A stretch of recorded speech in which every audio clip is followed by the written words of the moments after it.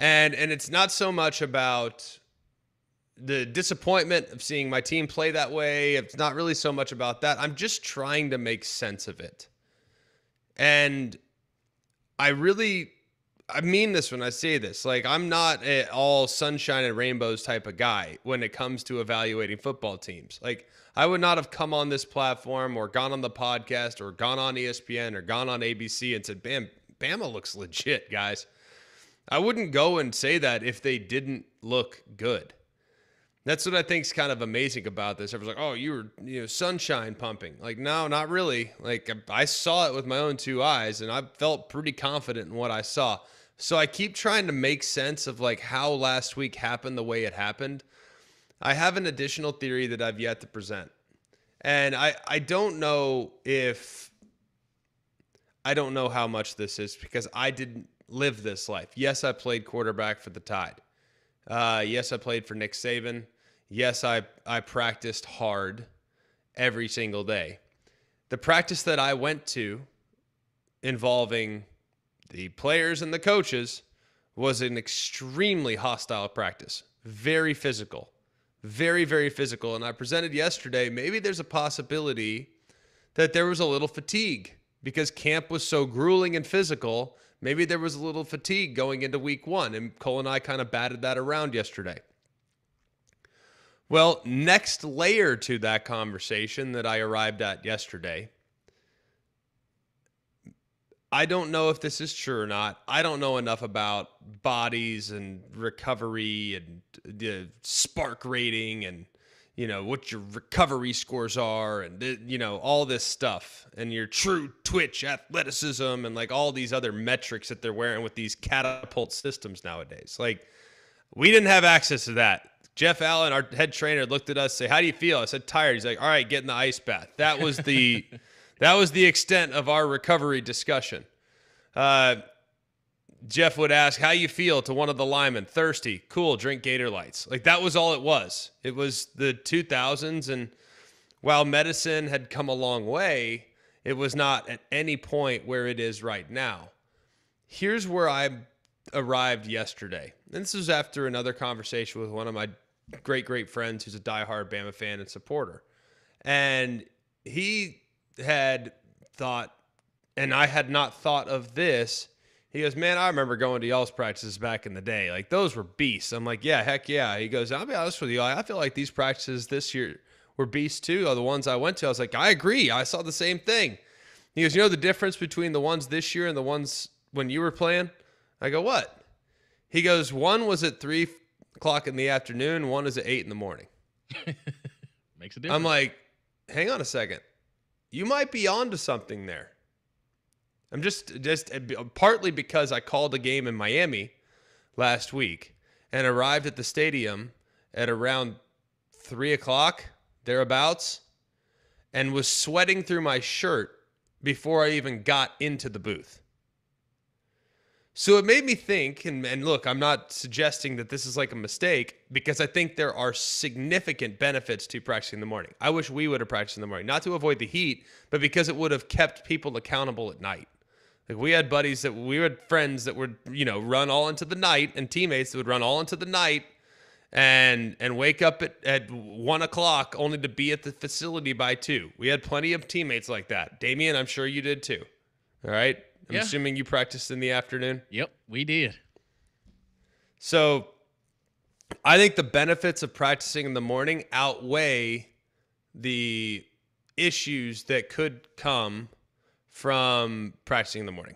Fair enough? Like, I'd much rather have my teammates know I got to wake up at 5 in the morning because we got to wake up, go to meetings, and practice. Mm-hmm. That to me is really beneficial. And you can have meetings at night too to do some of the install so you wake and go the next day so you get them on both ends of the spectrum. I actually like the morning routine a lot. That's why so many people across the country have gone to it.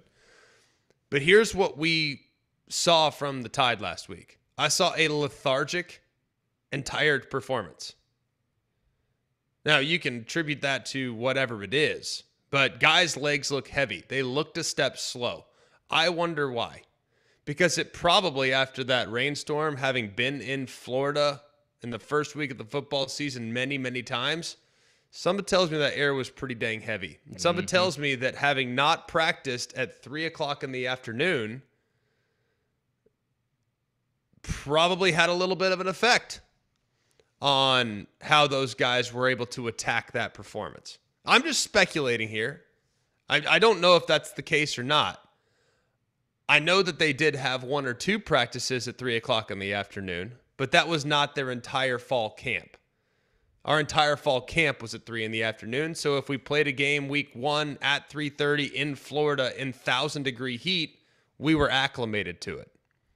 I wonder if there was not as much of an acclimation for this year's team, and that's why they had a slightly more lethargic performance than what was expected based on what I saw 2 weeks earlier in one of the scrimmages. Damian, thoughts? Saber, thoughts? No, I think it's a fair assessment. I think it's kind of one of those things, like you said, if your body hasn't gotten used to the heat and dealing with it on a day by day by day basis, and the first time you're really brought into it is just at scrimmage time or right there in week 1, yeah, I think it can play a factor in it because, again, you look at the things that we're questioning now, it's because of the effort. And it could be, and again, we don't want to make any excuses, could be because you're gassed and you haven't gotten used to that heat and it's weighing on you because you kind of look at that first drive and how, methodical it was. It was long. They ended up getting to the end zone and they continued to peter after that. So it's kind of,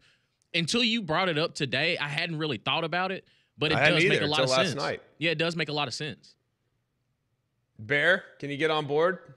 I can. I guess the only pushback I would have is how much different is Tuscaloosa from Tallahassee? I mean, I've lived in Panama City before, and I know it is warmer, but I didn't think it was like that much warmer as opposed to like living in, say, Seattle or Wyoming or something, then coming down, like Boise coming down to Miami. It's like, oh, okay, yeah, this is a culture shock. Notre Dame, when they came down to Miami, whoa, okay, we may get this heat every so often or not all the time or maybe once, but definitely not the humidity. Mm-hmm. I mean, Tuscaloosa's in the South. We should be kind of used to that. And granted, yes, I know it should be warmer, but I guess I feel like they should be used to it. Yeah. But if you're off the field by noon, right, every day, I'm just, and like I said, I think the benefits of, and guess what? Most of the football season is played in mild temperatures. I mean, it's not like you're preparing for the Elf League, which is playing all throughout the summer. So most of the football season is played in really mild temperatures. So I guess the morning practice has never been an issue, but if your first game is at 3:30 and you've been practicing from 9 to noon every day, and the temperature is now 20 degrees hotter on the field, that is disgusting, and water is coming up from it because it's staying a swamp because it rained an inch in the second quarter. Like, I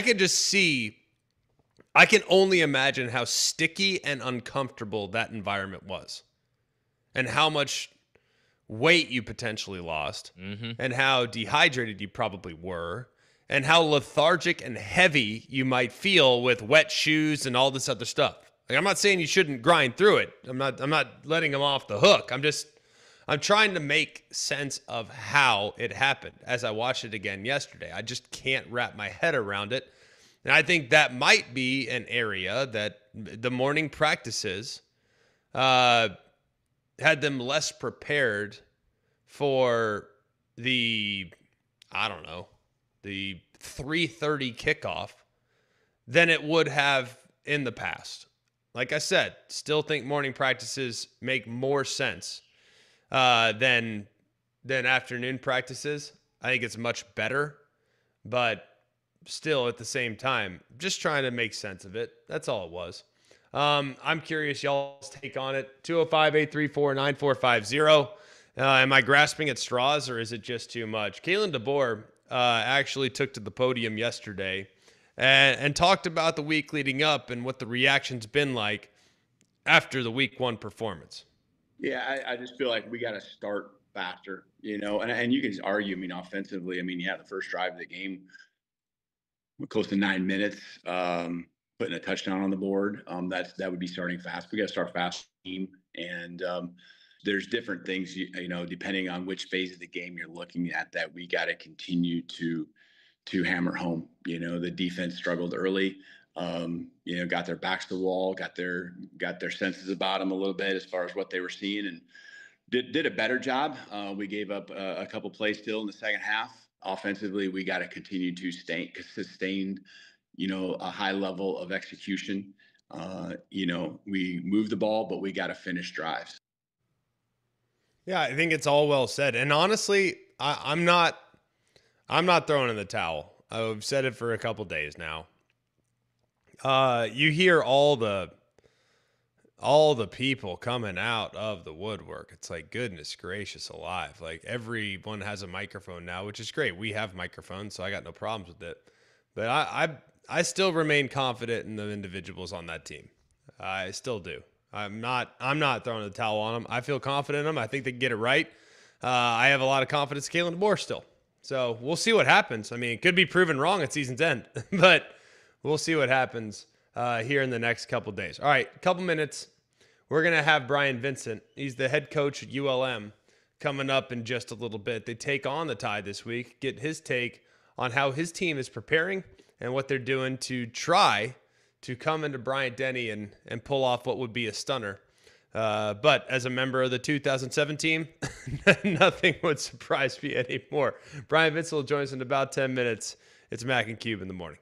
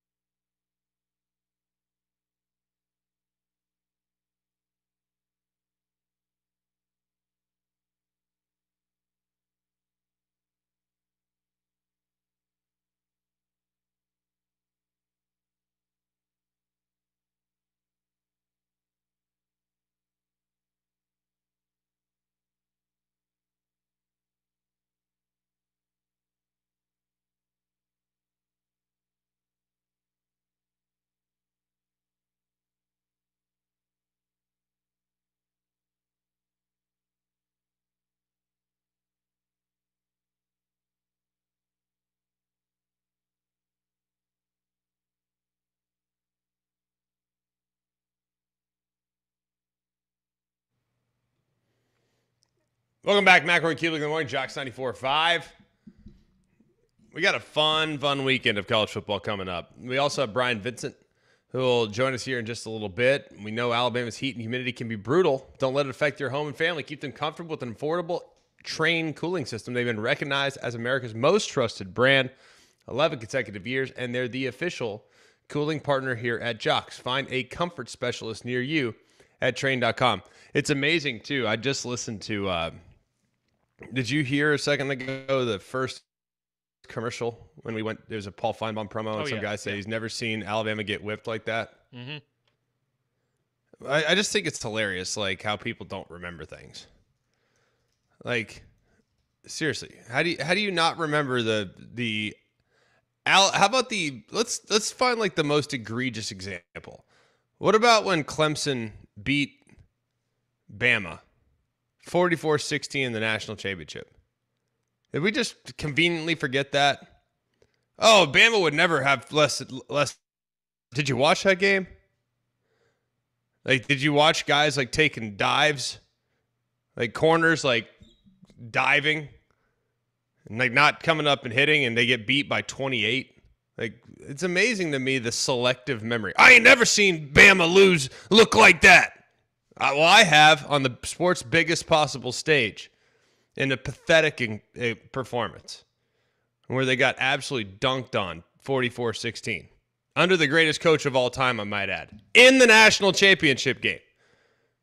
So, like, I don't know if I'd go as far as to say, like, people need a reality check and, like, a wake-up call. Like, guess what? We've seen Bama look like this before. I hate it, but it's the reality. It's happened before. 205-834-9450. Bryant Vincent coming up here in just a minute. He will be playing the Crimson Tide this week. We're going to go max ball a little early this week, too, starting at 8 o'clock.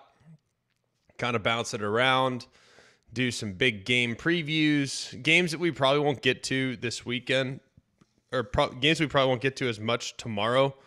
I also am going to go through and maybe rattle off the top 25. Who should be number one? We'll have that debate a little bit at the 8 o'clock hour. So much of the last 3 days has been about Bama consoling and talking about Auburn's progress. I don't feel like we've done enough on Auburn, to be honest with you. Went back and watched that game yesterday again. We'll revisit it here in just a little bit. I think we'll do it in the 8 o'clock hour thereabouts. But I went back, and I think there's a lot of things to like from Auburn. A lot to clean up. But a lot of things to like. To go on the road and to get a win like that has to have you feeling pretty good if you're Hugh Freeze. Let's listen to what Hugh Freeze had to say on the win over Baylor.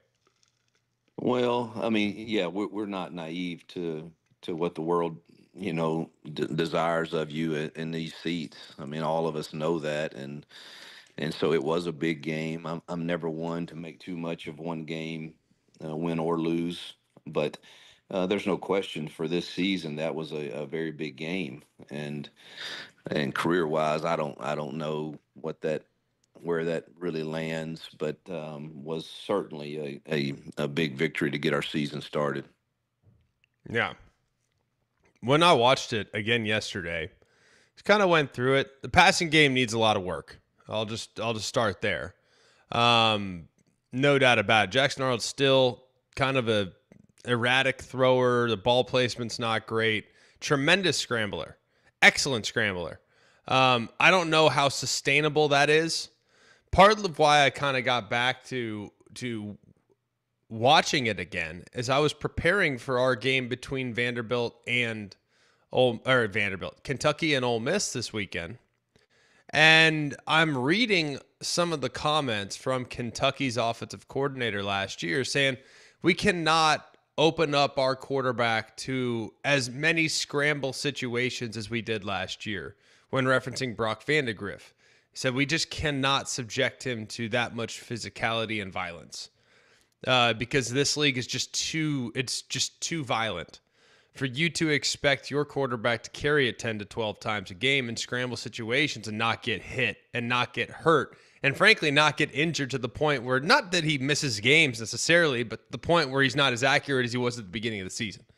And it got me thinking, like, well, hang on, I need to go back and watch that Auburn game again. Like, how often did they have Jackson Arnold scrambling around. Went back and checked it out. It was quite a bit. So I just want to see if they're going to do designed runs by all means, but scrambling situations, a little bit too much, I feel like, where he bounced it to the outside as well. I don't think you could do that in this league. So I feel very confident that they can get that cleaned up and good, but I really want to see the passing game take the step.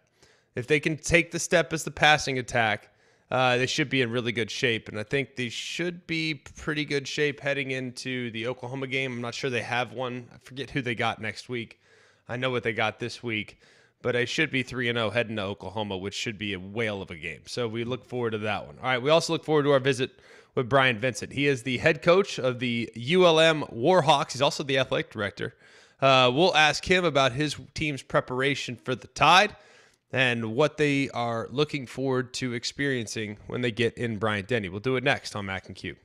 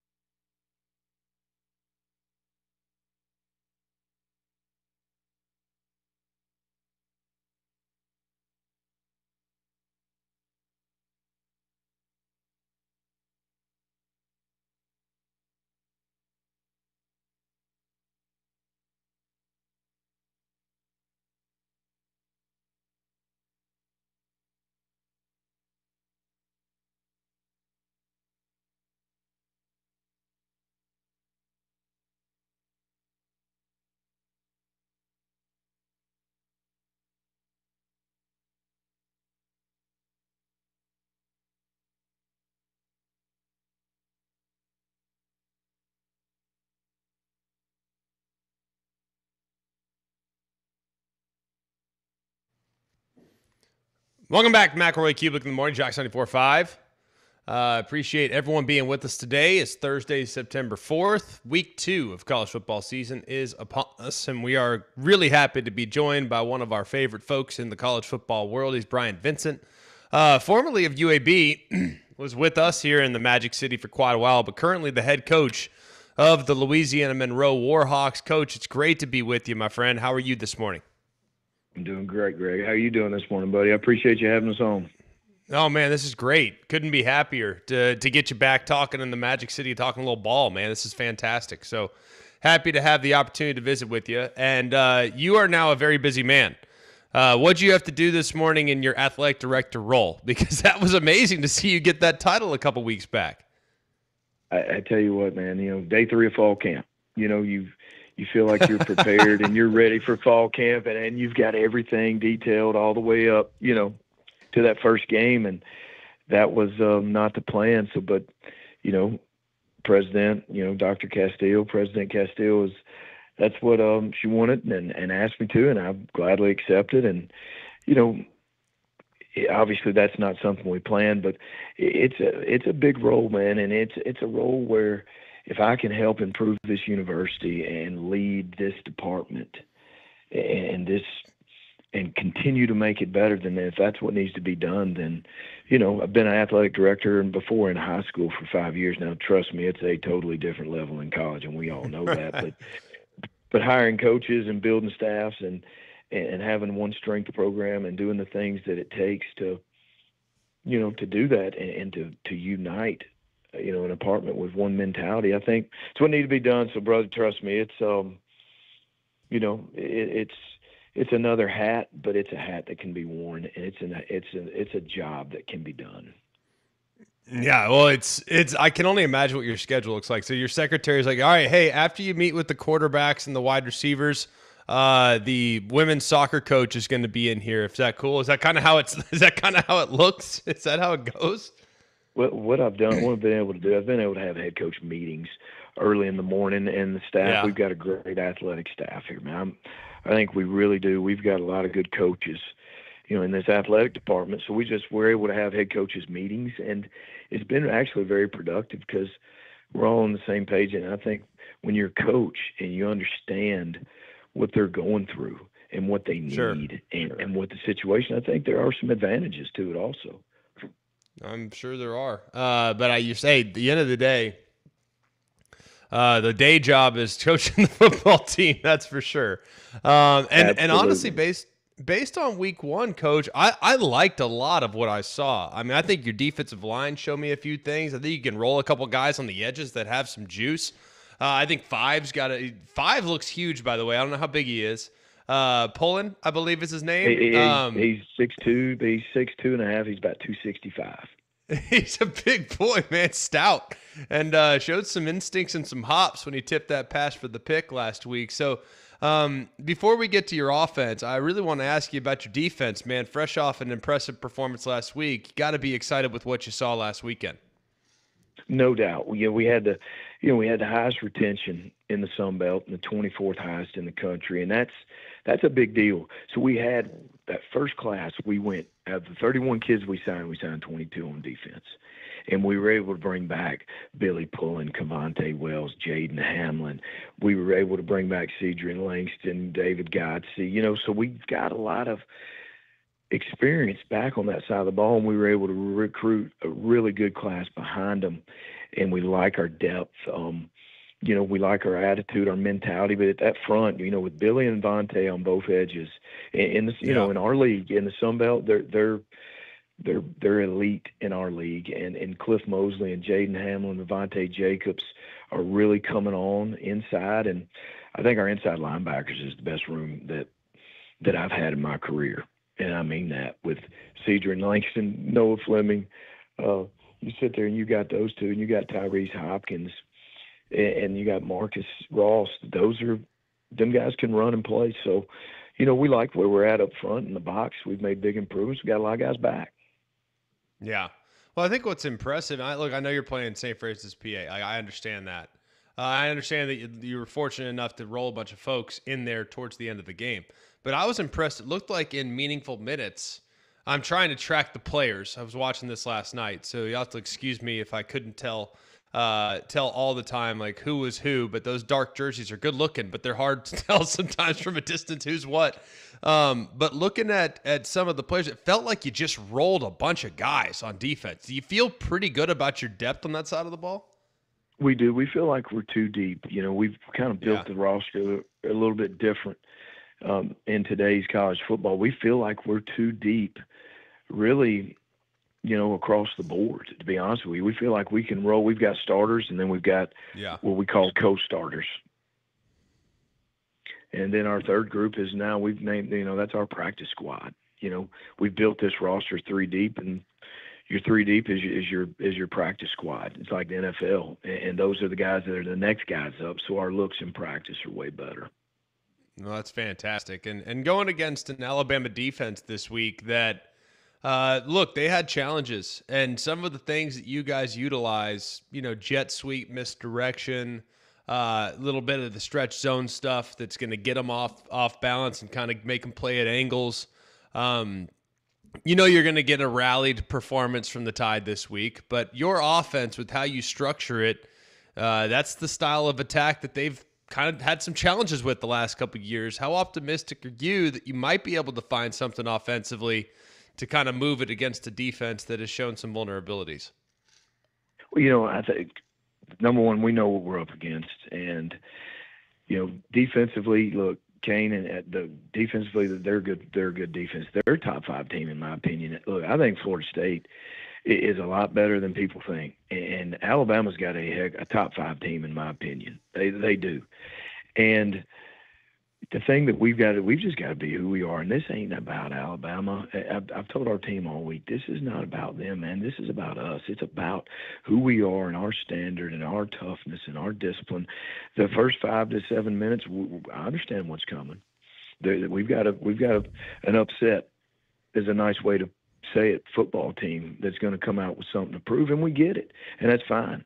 But we've got something to too. I mean, we got to go play our best. But the thing I think that, what Florida State's done, they've done a great job. They did a great job, with their eye discipline and a lot of two-way goes to really, settle them down. If you let them pin their ears back, you're in big trouble. If we're 3rd and 9+, we better be really, really smart in what we're doing to be able to get it out. But this is a good defense, man, and we know they're going to be ready to go. But we're going to do what we do. We believe in what we do. We believe in running outside zone. We believe in play action, and we're going to do what we do. And at the end of the day, I think outside zone, if you can get it going, there's something about it that you have opportunities, to be able to have positive plays and to move the sticks and an opportunity to find a rhythm. We've just got to prepare for the speed and power that we just haven't seen, that you can't emulate in practice those first 5 to 7 minutes. Well, why is it in visiting with Bryant Vincent, who's the head coach of ULM, Louisiana Monroe, they'll be in Tuscaloosa to play the Tide this weekend. Why is it? I agree with you on stretch zone. Like, we ran the heck out of it. It was a weak side stretch, strong side stretch, run into a YY alignment. I mean, we ran stretch every which way in college, and I still don't understand why more teams don't utilize it. I understand if you're Miami and you got 2 first rounders on the right side of the line, you want to run inside zone behind your right side. I can live with that. Fine. But why don't more teams implement stretch zone to kind of add some challenges to the opposing defense and the angles that they have to play at? I think it's this is the bottom line. You have to marry it or you'll end up divorcing it. And that's the best way to put it. And what I mean by marry it, it's not something that you can run 30 or 40 per 50% of the time. To be great at outside zone, in my opinion, and I've divorced it a couple times throughout my career, is you got to run it 70% of the time or more. So if there's 10 run plays in a practice, 7 of the 10 have to be outside zone for all the different variations in the fronts and the front side combos and backside combos. And then we've got 8 different variations of outside zone. Yeah. So which ones? So it's something that you have got to go all in on, or you'll throw it out week 2 or 3. Just being honest, man. I mean, if you're throwing it out week 2 or 3 and something's gone horribly wrong. But you didn't marry it. You just dated it. You didn't marry it. You dated it. Yeah, you cannot just have stretch zone as a side hustle. No, that's a full-time job, that's for sure. Looking at your personnel, and I'm telling you, man, you got a lot of good players. Like, I went through it, and I'm like, I like him, I like him, I like him, and you could tell when I'm looking at who they are. You got some veterans along the offensive line. You got a couple of veterans. It seems like you got good players. So, who would you say needs to have a big game for you guys to make this thing really interesting on Saturday afternoon? Without a doubt, I think that Elijah Fisher, our center, Yeah. really our inside, our three inside guys.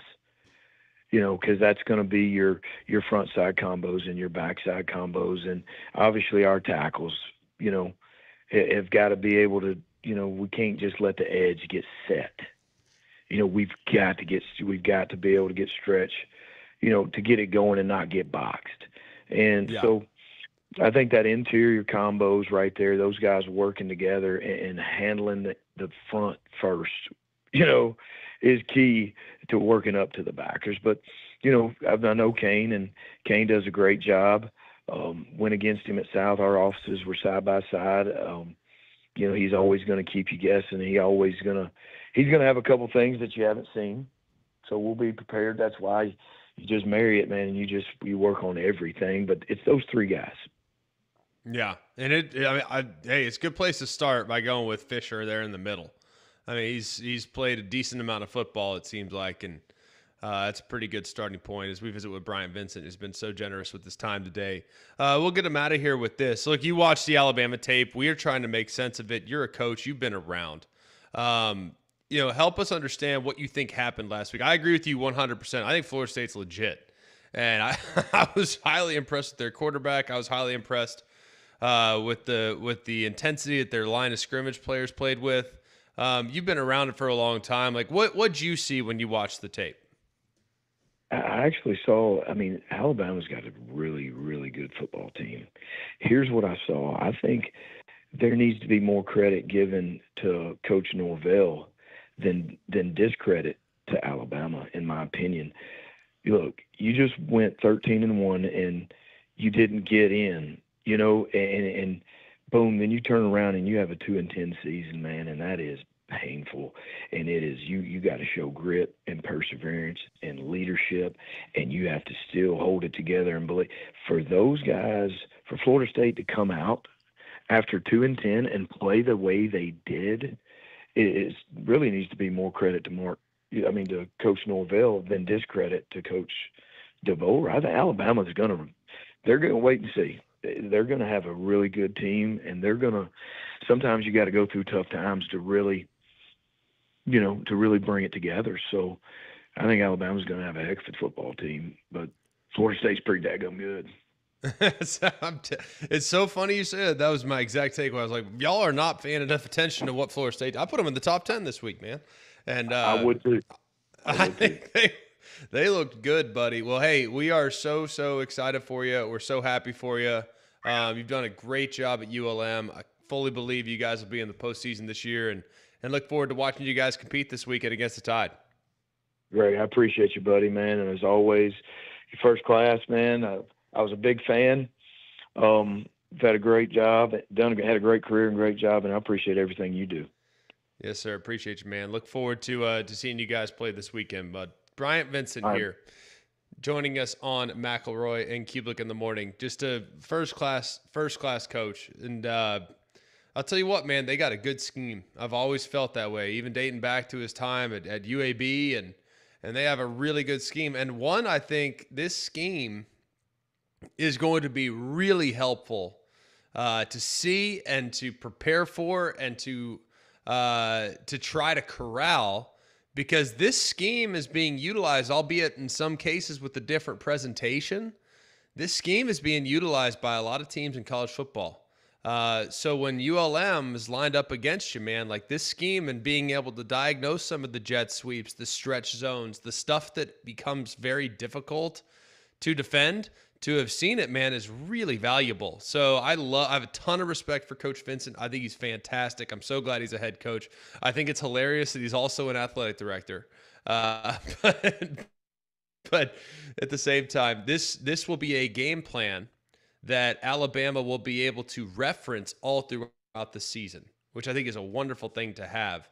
And hey, they're going to have to play well, because I'm not kidding when I said this. I mean, I'm looking through their personnel, and they have a couple guys, 2 defensive ends that are a huge problem. I mean, if the left tackle doesn't tighten it up this week, number 41, number 5 can give you a lot of problems from ULM.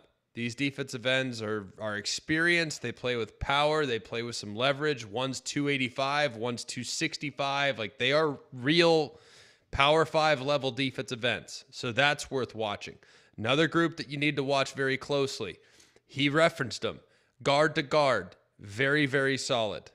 This is a veteran center. He's played a ton of snaps. He's a redshirt senior.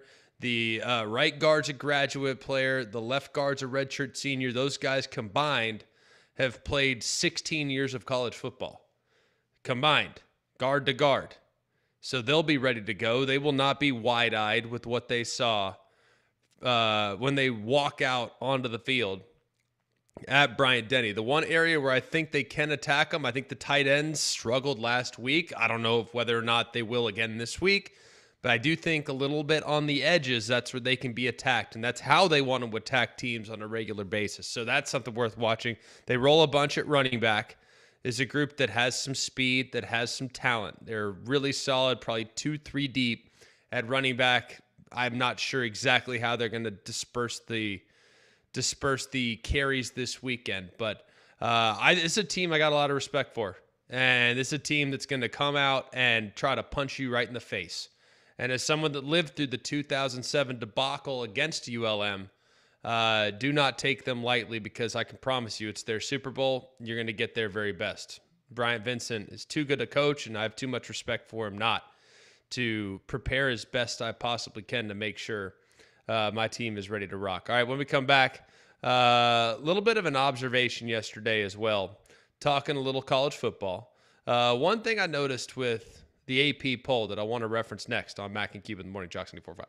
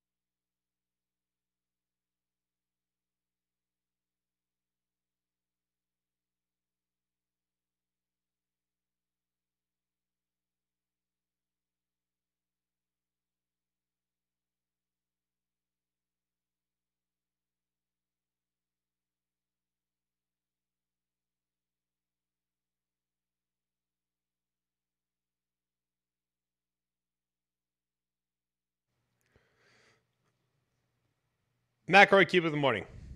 I made an observation the other day. Well, yesterday. I swear I just sit and think about things all day.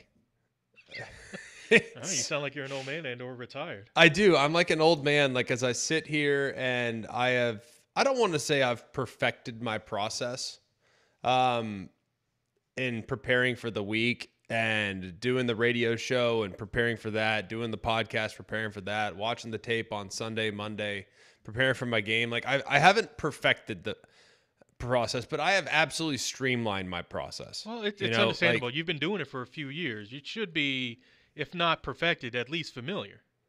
It's very familiar, and everything, all the information that I need to do everything that I do in my week leading up, it no longer takes me as long to find what I need because I know where to look. You know what I mean? So everything's fast. So I just have more time to think. That coupled with the fact that my wife had a girls' night out last night, which I'm all for. It's just great. I definitely busted her chops. Yeah, I absolutely busted her. Wine Wednesday. I absolutely busted her chops for it, but loved it. I just, why wouldn't I? I mean, I told her, I remember the time I went out to dinner with my boys back in like 2018. So fun. Pre-kids. But anyways, that's beside the point. What I loved was, we're watching TV.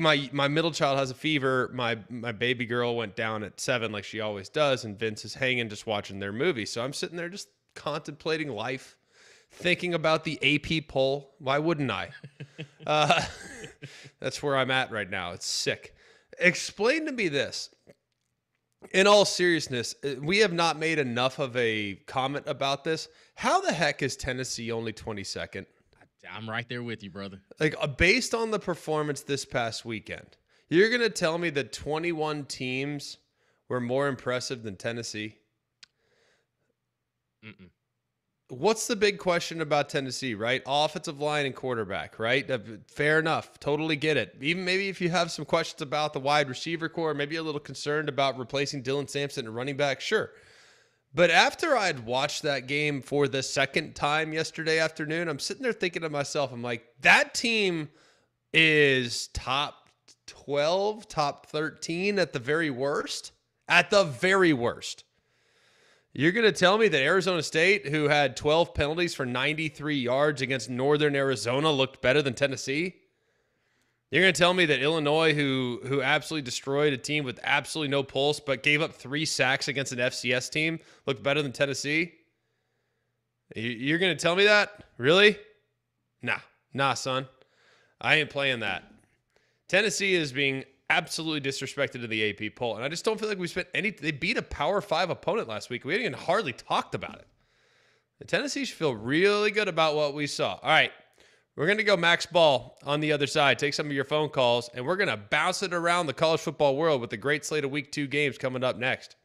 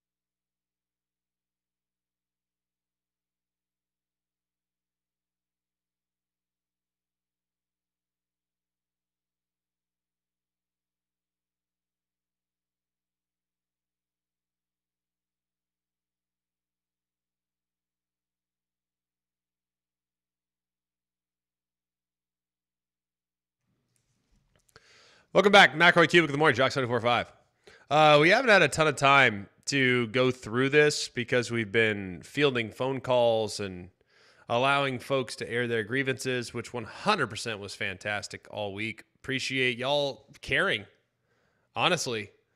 Like, I think it's kind of amazing.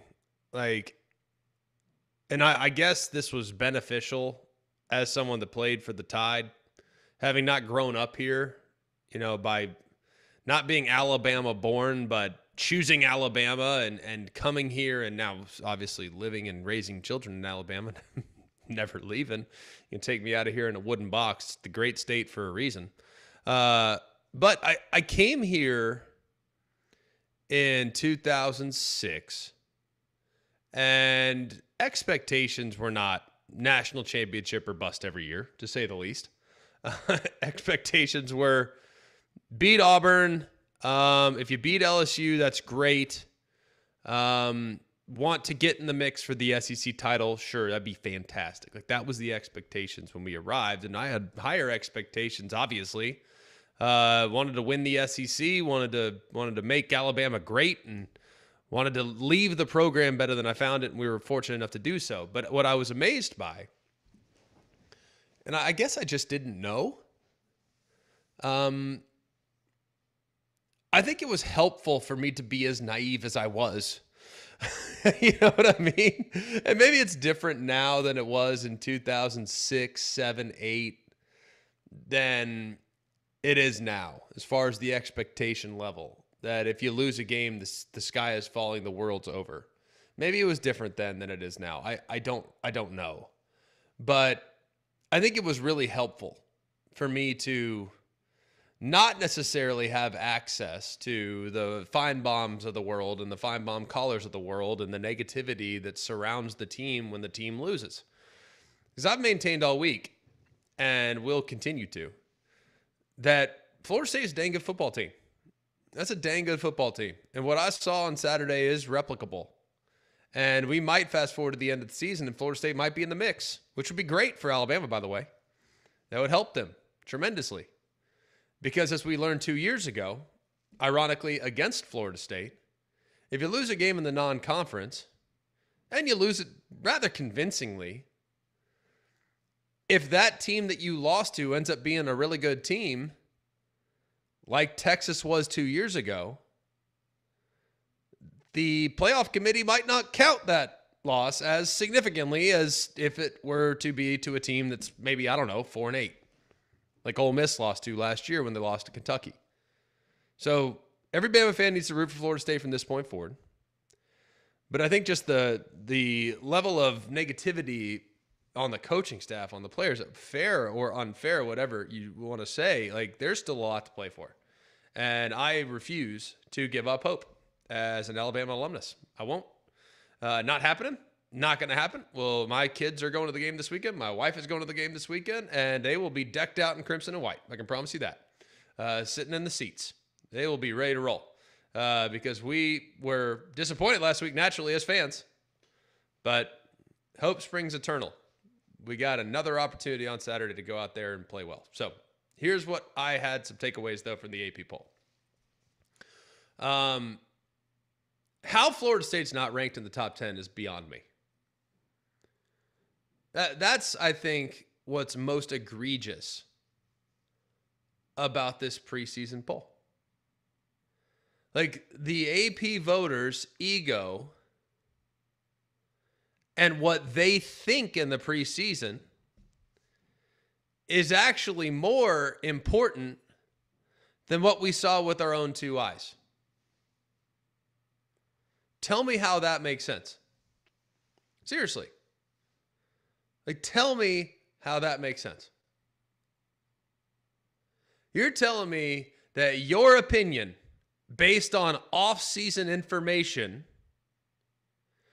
is and should be weighted more heavily than what we actually witness over the course of a 4-hour period. You're telling me right now that what you saw from Texas and from Clemson and from Notre Dame was far more impressive 7 spots more impressive than what you saw from Florida State. This is not Vegas power ratings. We are not handicapping our top 25. We are simply putting together a list of teams based on what they've actually accomplished, not based on your own ego and effort to prop up your preseason prognostications. And you're not power rating either. If Texas played Florida State tomorrow, who'd I pick? God's honest truth, I think it's a toss-up based on what I saw last week. Probably lean Texas on a neutral site, but man, in Tallahassee, I don't know. I think Florida State's defensive line looked pretty good. I think they could maybe get after Arch Manning. I think they might be able to get some push in their pass rush. I think they might be able to condense the pocket and make him uncomfortable. I think they might be able to run the ball, believe it or not, especially with their quarterback run game. I can tell you who I'd pick right now based off week 1 performance between Clemson and Florida State. I'd take Florida State based on week 1 performance. Now, will Clemson improve from here? Hopefully. Will Florida State improve from here? Hopefully. And Florida State might go down after this. Clemson might go up. I have no idea. And if they play here in 4 or 5 weeks, 6 weeks, 8 weeks, whenever they're playing, that game could be in the balance. I have no idea. Maybe Florida State falls apart. Maybe Clemson falls apart. I have no idea. You're telling me Clemson belongs at 8, Florida State belongs at 14? How about flip those two? Because what I saw from Clemson was a quarterback that got harassed throughout the course of the game, who started for 3 years now. This is his 3rd year starting, and looked at times like a bit of a deer in headlights. Tried to do too much, pressed, escaped in the pocket, poor pocket fundamentals. Did not get a lot of help from his wide receivers, and by the way, has no run game. How many times they handed to Adam Randall last week, their running back that has been converted from wide receiver? 5 times? But you know what? That is the sign of a top 8 team for sure. Come on, man. I loved Clemson in the preseason too. I had them number 1 in my poll in the preseason. I loved them. I thought they're going to be great on the defensive front. I thought they were going to be terrific. And guess what? I dropped them to 12 this week. Why? Because that's where they belong. And I felt like that was kind of generous. All the credit in the world to LSU. I moved them up from 7 to 2 in my rankings. They're 3 in the AP poll. I think the AP poll has it appropriate. I'm fine with that. But you'd have Florida State at 14 and Clemson at 8? What? How? Did we watch the games? Oh, but Florida State, they were coming off of 2-10. Great. And Indiana was coming off of 3-9 last year, went 11-1. Arizona State was coming off 4-8. They make it to the playoff, win the Big 12. Like, we should be ranking teams off what we know, not what we thought in the preseason. And what we know, based off 1 week's sample size, is that Florida State absolutely had a top 10 performance last week. Let's go to Jerry and Fairhope. Jerry, how are you, my friend? Doing good. What you watched the Alabama game. How did you think they looked? Pretty good or not good or what? No, I don't think Alabama looked very good at all. So you're saying Florida State beat a team that doesn't look very good. You're doing the same thing you're accusing these voters of doing. You had in your mind that they were a good team. They got whipped.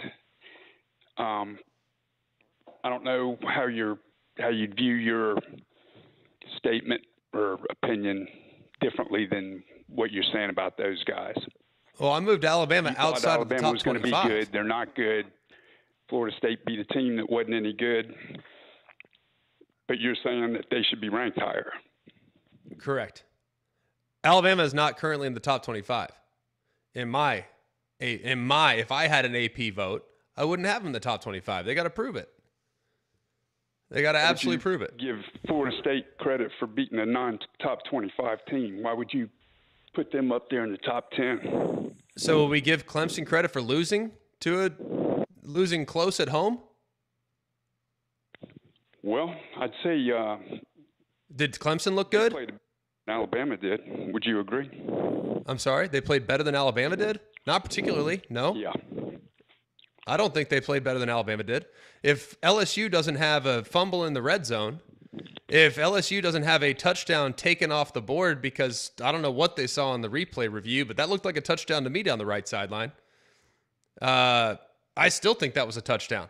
That game could have been 31-7 in about 2 seconds. Yeah, but what you're saying is Florida State beat a non-top 25 team, according to you. Why would you give them a top 10 ranking? They beat another run-of-the-mill team. Why would you overstate the value of that? Because I watched how helmets I know it's were. hard when you're a fanboy not to get caught up and thinking a fanboy of your what? team's better than of having a proper ranking? What am I a fanboy of? No, Alabama. I went to Alabama, but I think most I people agree. that listen understand that I kind of call balls and strikes. And I don't often allow, sure, in some moments, I absolutely acknowledge the fact that my family and myself are Alabama supporters, 100%. But when evaluating teams, Alabama's talent profile, Alabama's personnel, still pretty good. I would say better than that of Western Illinois, who Illinois beat up on. I'd say Alabama's talent profile a little better than that of Northern Arizona, who Arizona State beat up on. I'd acknowledge that Alabama's talent profile probably a little better than Long Island. I would acknowledge that Alabama's probably a little better than Montana State. I think Alabama's a little better than Marshall. I think Alabama's a little better than New Mexico. I think Alabama's a little better than, I'm just going down the list of the teams that who they played, who they beat, that are sitting in front of Florida State. I think Alabama, the gap between Alabama and LSU, albeit right now off week 1 performance, pretty significant. I'd say winning and dominating on the lines of scrimmage should probably be pretty beneficial, as opposed to Clemson. Oh, they lost close at home. Could have been a lot worse, but they lost close at home, so we'll keep them in the top 10. Are you catching my drift here? Like, who do you think was more impressive, Florida State or Clemson? Just by watching the game. You can call me a fanboy all you want, Jerry. That's fine. Like, to each his own. That's fine. Who was more impressive, Florida State or Clemson? By the way, I don't have them separated by that many. I have Florida State at 8. I have Clemson at 12. It's not like I have Clemson at 26 or 25 and Florida State at 3. I have Florida State 8, Clemson at 12. I'll ask you one more question. None of us are going to sit there and say that UCLA is a playoff contender, correct? That is correct. I think we're all acknowledging that UCLA's got a whole host of challenges. Same page, Damian? Yeah. I know you like their colors, No. but beyond that, I know you like their swag and their jerseys, and they play at a beautiful venue. Sure. Often not filled to capacity, but a really pretty place. How many people were up at 1 a.m. watching Utah put a bow on that absolute dominant performance? Lord knows I would. I saw it coming a mile away. They had Nico Iamaleava as their quarterback. You knew that was your coming. boy last year. No, he was not. He just so happened to be quarterback for Josh Heupel. He was not my boy. That was still your boy. No. Yes, still your boy. Continues to be your boy. You love him. That's beside the point, though. I saw Utah. What was the one question mark we had with Utah coming into the season? Because when we watch Utah, it's never been about their defense, right? Like, they've always been good on defense. Mm-hmm. For as long as Kyle Whittingham's been there, they have never been a liability on that side of the ball. Ever. Not once.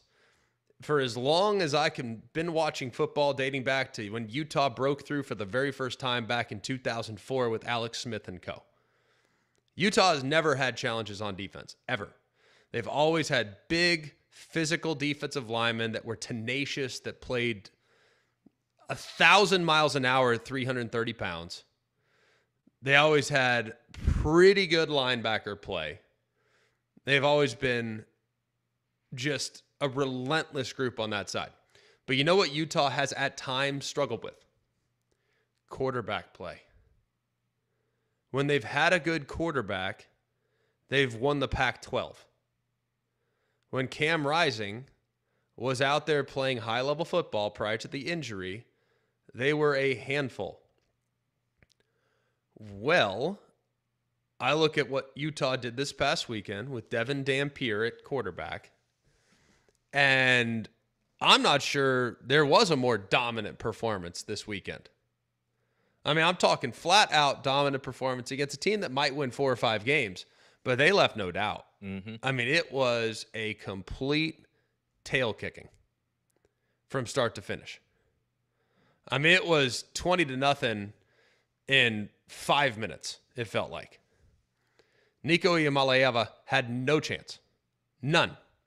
And Devin Dampier went for nearly 300 by himself on 21 of 25 throwing it. Now, we always knew he could run the ball. What we didn't know is how good would he be throwing the football. Not everybody knew that. I didn't know that either. To be honest with you, I think he's a fine thrower. I don't think he's an elite thrower. I think he's an elite athlete.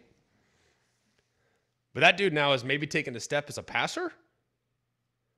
Forget about it, man. I had him number 19 coming into the season.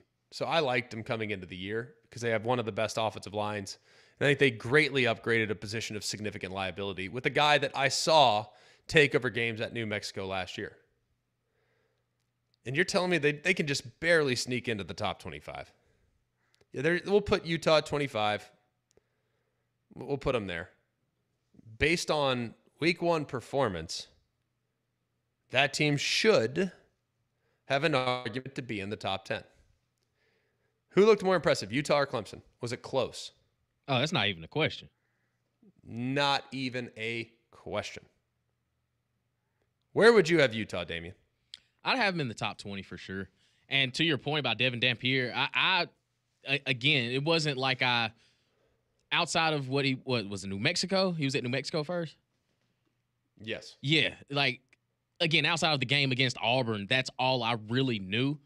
But I kind of just I err with a side of optimism because of what Kyle Whittingham has built that program into, that they always get the benefit of the doubt from me. And to your point that, oh yeah, like when they jumped on them quick, and like you said, they removed all doubt rather quickly. I think that team's legit. Like, I'm telling you, I think they're legit. Now, will they ultimately win the Big 12? I don't know. Utah's got a couple games coming up. It's going to tell us all we need to know. They got Cal Poly this week, which will not put them in dire straits. They're at Wyoming the following week. Hopefully that one's not challenging. Wyoming needed a touchdown in the last, 3 minutes to beat Akron 10-0. So we know Akron, they're the lovable losers here on the football field for us here at Mac and Cube. And then they host Texas Tech, who's also in the top 25. So we'll find out all we need to know about them here in week 4. So we got some time. I'm just telling you, Utah right now, if I'm Kyle Whittingham, I am putting that up on the bulletin board because I do not think there are 24 teams that looked more impressive than they did in week 1 of the college football season. Georgia Tech, by the way, -3 in the turnover margin, not ranked in the top 25, get a road win at Colorado, who I thought actually looked pretty good, by the way. Not in the top 25. Auburn goes on the road to a Baylor team that I think is a top 25 football team. Not in the top 25. TCU goes and absolutely smashes North Carolina. Destroys North Carolina. Not in the top 25. South Florida absolutely smokes Boise. Oh, man. Beat the brakes off of them. Smokes them. Wasn't even competitive in the second half. Not in the top 25. Meanwhile, Kansas State still getting votes, not in the top 25, but still getting votes after they lose to Iowa State and barely beat an FCS program. It's amazing to me, man. Like, why can't we just rip it up after week 1 and start from scratch? It's what we should do, yet we don't. I don't understand why, if you want me to be completely honest. All right, when we come back, we'll continue on with this one final thought on the AP poll top 25. Also, there is one thing of note with the games this weekend as we kind of turn the page to looking ahead this weekend. There's a game or two that is absolutely flying under the radar. And there's a couple teams that are ranked in that top 25 that I think are on legitimate upset alert. I'll tell you who next on Mac and Cube in the morning. Jox 94.5.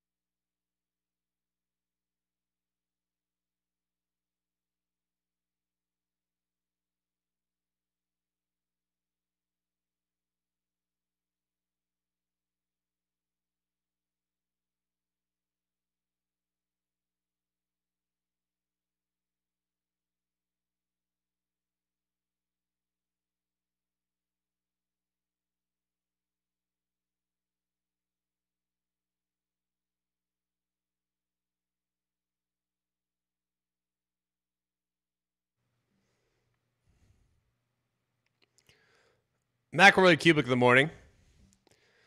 Hour number 2. A lot of good conversation to be had here. 205-834-9450. How do you feel about this weekend slate of games? Because it's not for everybody. Last week's slate of games had mass appeal. The numbers just absolutely off the charts from this past week. I don't know if you guys saw some of these numbers. I mean, it's just viewership was just through the absolute roof. And it should not be a huge surprise. if you look at some of these viewership numbers, golly. Texas, Ohio State, over 16 million. Not that bad there. Only a record in week one. I mean, just absurd when you look at that number. 16 million. 16.6, by the way. Peaking over 18. Not a huge surprise with the Arch Manning angle, with the Buckeyes coming off a national championship. But how about 10.8 for Notre Dame, Miami? That was big. Massive. Second biggest Sunday night audience ever since the Texas is back, folks game back in 2016. Alabama at Florida State did 10.7. LSU at Clemson did 10.4. On cable on Monday involving TCU and North Carolina, not traditional TV powerhouses, 6.1. I mean, we're talking just enormous numbers for college football. So everybody's suggesting that college football is dead. I would maybe push back on that just a little bit. I think the sport is about as popular as it's ever been, and there is mass appeal all over the place. I told you I'd give you one more takeaway from the AP poll before we dive into, I don't want to say they're like upset specials, but I'm going to go through a couple games you need to be very aware of. Because, like I said, this weekend, not super sexy. It is not sexy. Far from it, to be completely honest. But I can tell you what it is. It is highly intriguing with some possibilities for upsets scattered throughout. This is your hardcore football fans weekend. Because you can find some value, but you're probably not going to be watching the Blue Blood marquee programs. It's going to be a lot of fun. Week 2 is always entertaining because there's going to be a game or two, just like last year when nobody in the world saw Northern Illinois knocking off Notre Dame. There will be one. I don't know where it's going to be, but there will be one at some point. The last one that I want to take away, though, on the AP poll. And I already referenced the fact that I think Tennessee is being slighted significantly at 22. I think Florida State's being slighted significantly at 14. I'm still trying to wrap my head around why Clemson is ranked in the top 10. One-dimensional offense and 2 big plays wiped off the board from LSU kept that from being a very sideways affair. But there's another one that I'm having a hard time with right now. And I'm just not sure what to make of it. But I look at Ole Miss, and I'm doing their game this week, so full disclosure, this is not me trying to promote our game or whatnot. What I saw from Ole Miss last weekend was highly impressive. I'm talking highly impressive. They got major dudes on the outside.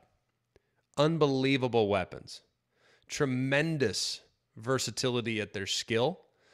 They have excellent 1-2 punch at tight end in Daquan Wright and Caleb Odom, who transferred from Bama but has now gotten up to 235 pounds and is playing kind of your Evan Ingram style of attack he's kind of a jumbo receiver, more so than he is a prototypical hand in the deep tight end.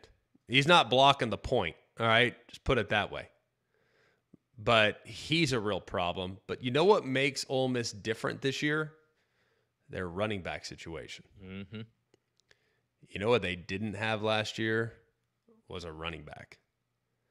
And now this kid Lacey, Kewan Lacey, they're not afraid to hand it off. Last year, the entire offense operated through Jackson Dart. And Jackson Dart was more of a power guy than he was shifty and twitch.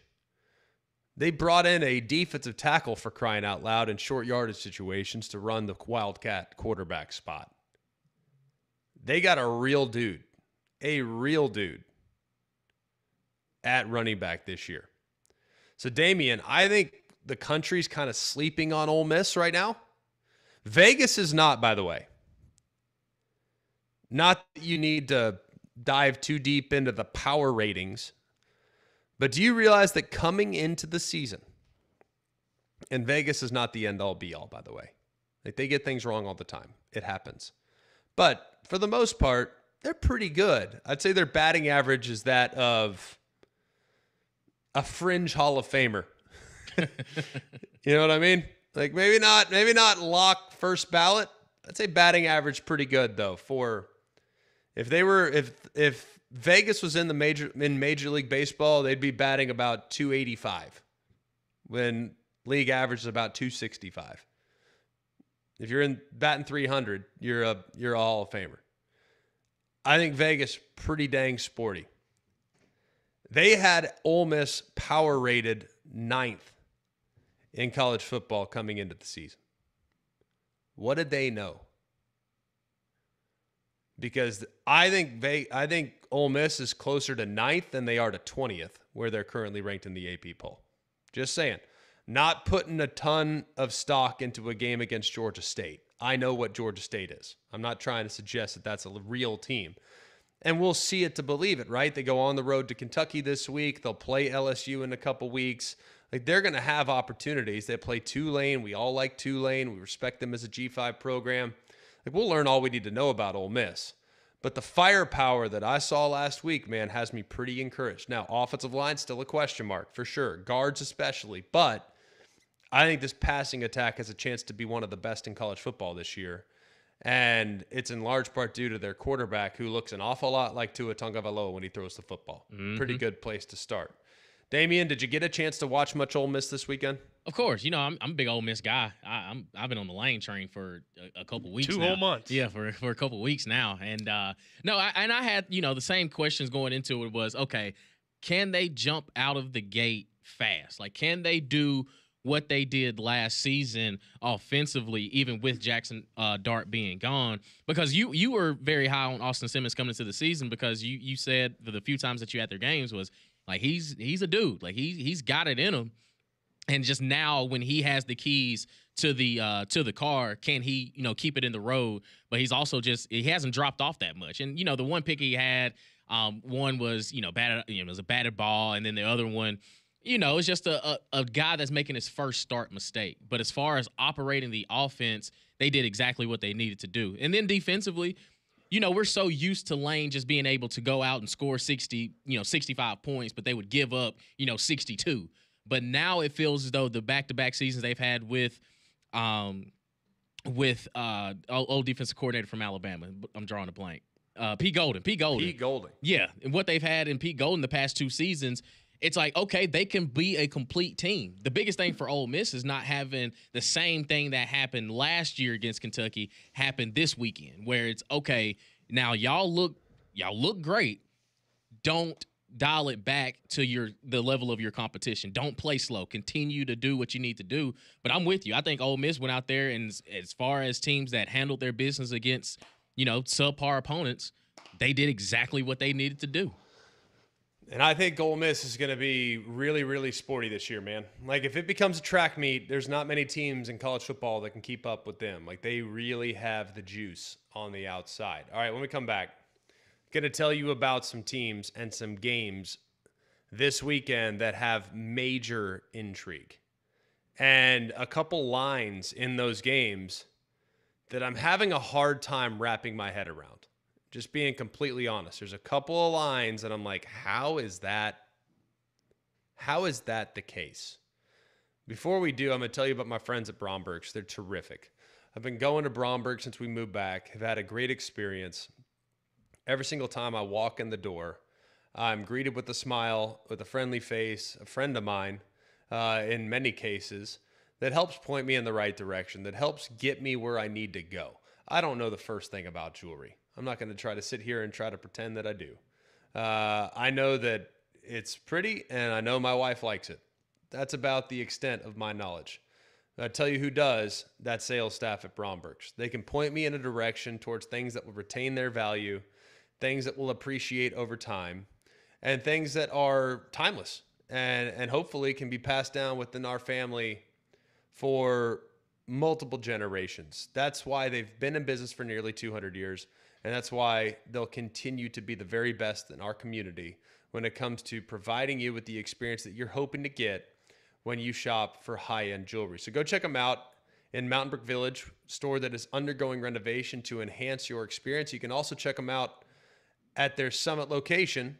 It is Bromberg's. They are the very best. All right, when we come back, tell you about a couple games that are flying way under the radar but are highly intriguing this week as we start to look ahead towards week 2 of the college football season right here on Mac and Cube.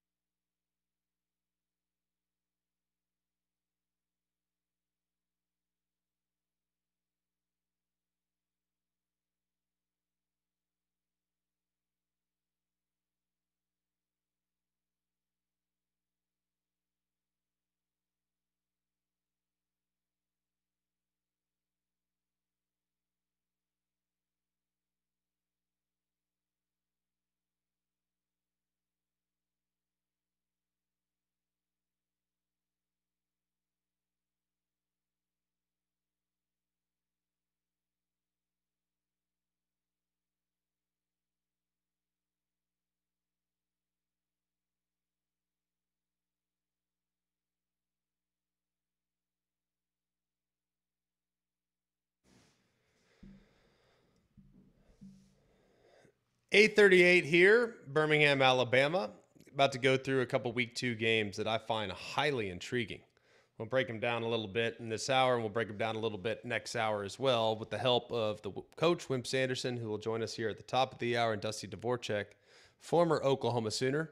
Also want to ask him about the game he's on the call for this weekend. That's Illinois, top 12 Illinois, top 11 Illinois, on the road at Duke in a game that might be pretty intriguing. Not the sexiest weekend of matchups, but plenty of very intriguing games that you have to be aware of and games that you want to make sure you're dialed into because you might be able to make a little money.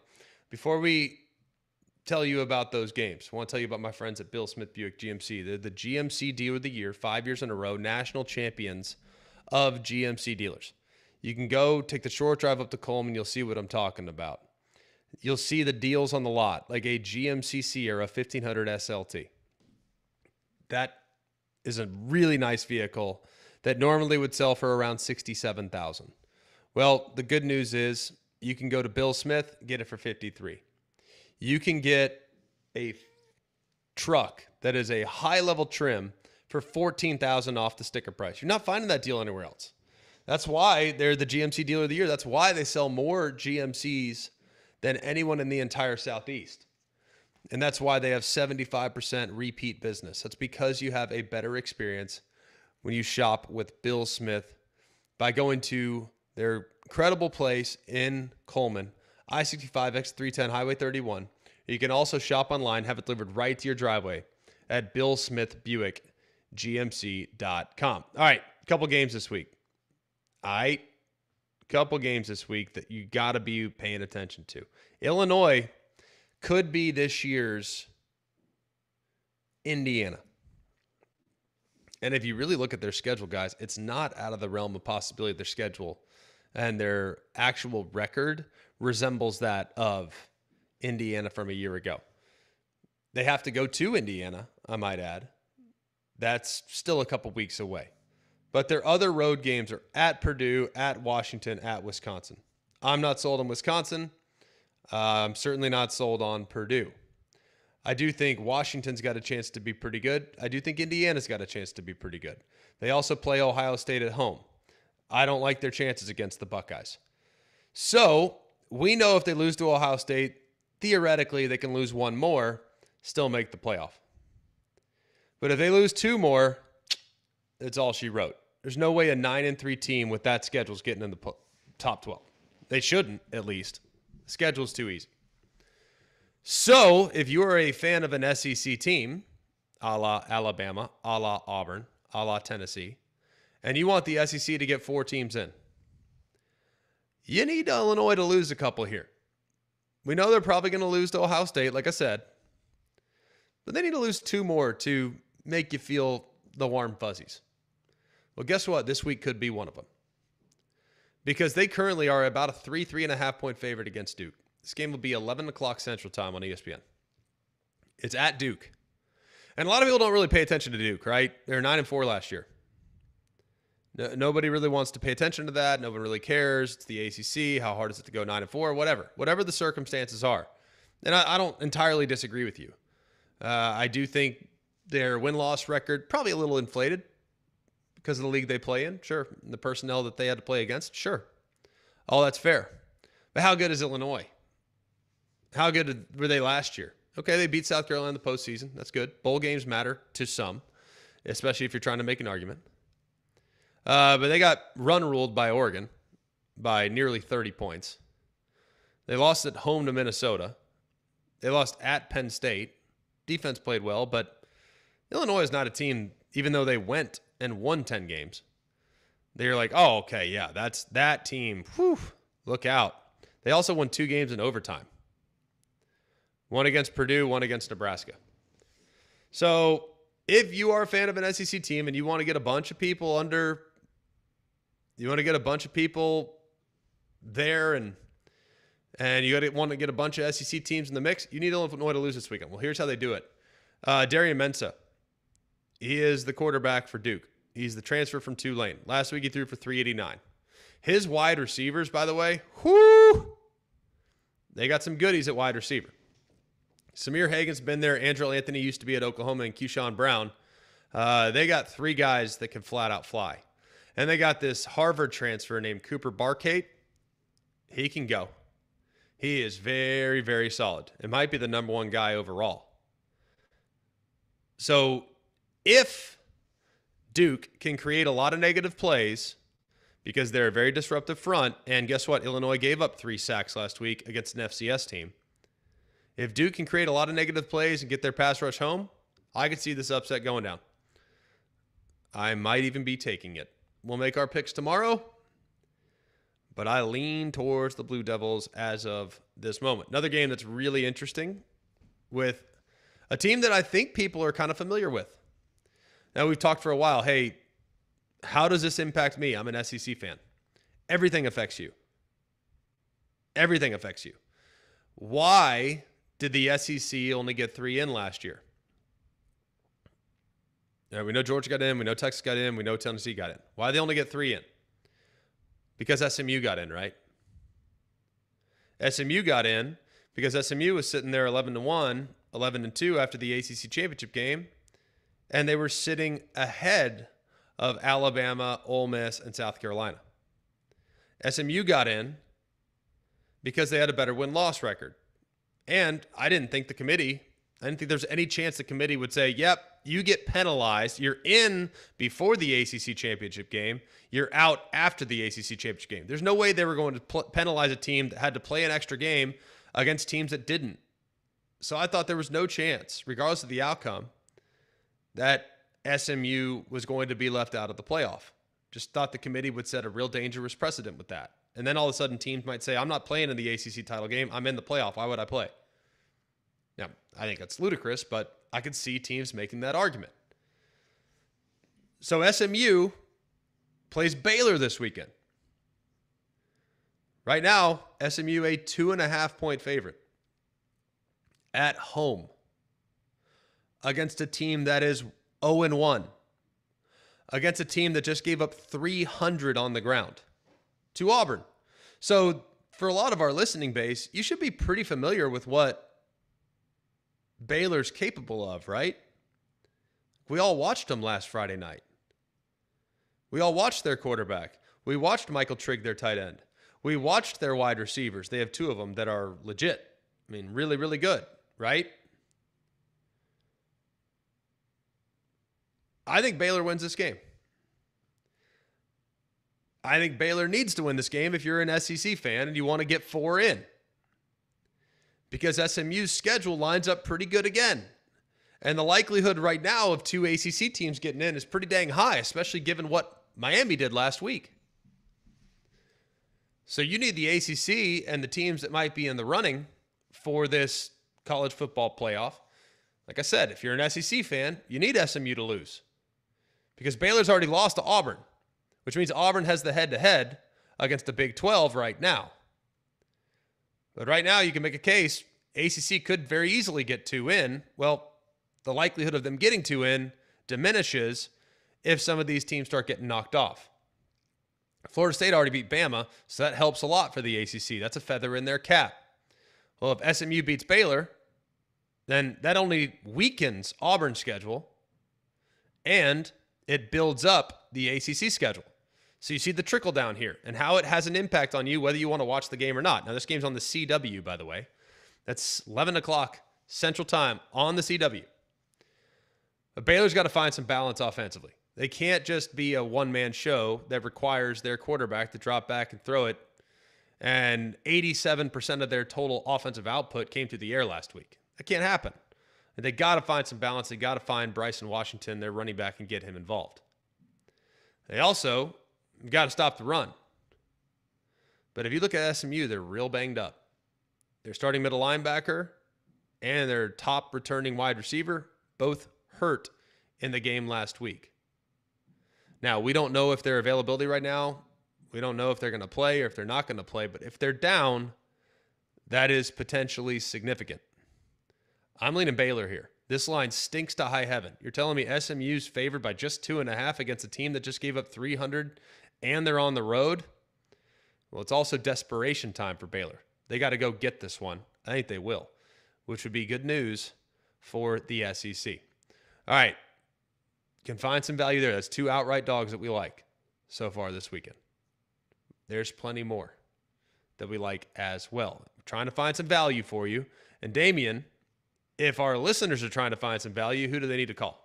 We're going to give you some added value here on Jox. I'd like to introduce you to our friend and wealth advisor, Tad Hill, your trusted retirement planning partner. Tad is the co-host of Retire with Freedom radio and TV shows in Birmingham and Huntsville, and also been designated by Forbes as the #1 financial securities professional in the state of Alabama multiple years running. Tad, what do you have for us today? What I'd like to talk about today are 2 very specific retirement planning challenges that most people are going to have these days. And that is, when do you take Social Security? When is the right time for you to do it, your spouse to do it? And also, do you have a pension decision to make? Now, not everybody has a pension decision to make, but if you do, and you're trying to decide, do I take the annuity? Do I take the lump sum? If I'm going to take the annuity, do I do 100% spousal, 50, 0%? And then just the whole decision around, how do I make sure that these sources of income are augmenting my retirement the way I need them to? And then we've got to figure out how to take your savings and turn that into the income that you need to add to those other sources. We can help you figure these things out. I would encourage you to come to a course or come in for a visit. The way to do that is to text Jox at 205-988-0006. That's 205-988-0006. This is a paid placement. Investment advisory services are made available through AE Wealth Management. For more information about Forbes rankings, visit Forbes.com.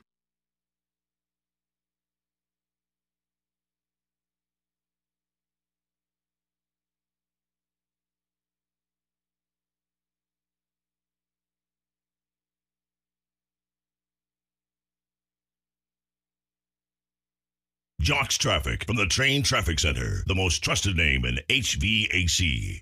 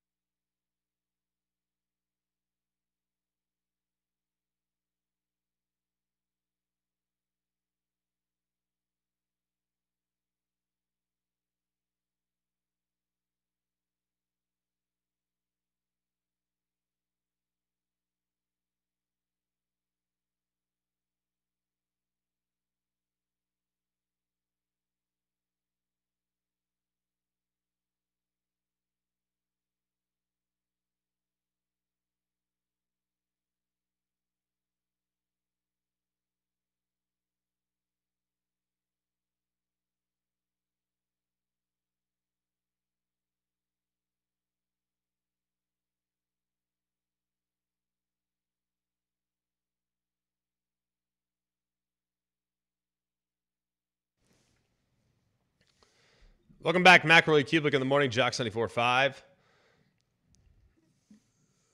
ProLift Garage Doors has been doing a great job in this community for a long time. It's all you got to do is just kind of look at their 5-star reviews, how many they have. Mike has done an amazing job of building a company that's locally owned and operated. It's community-based, and they do great work.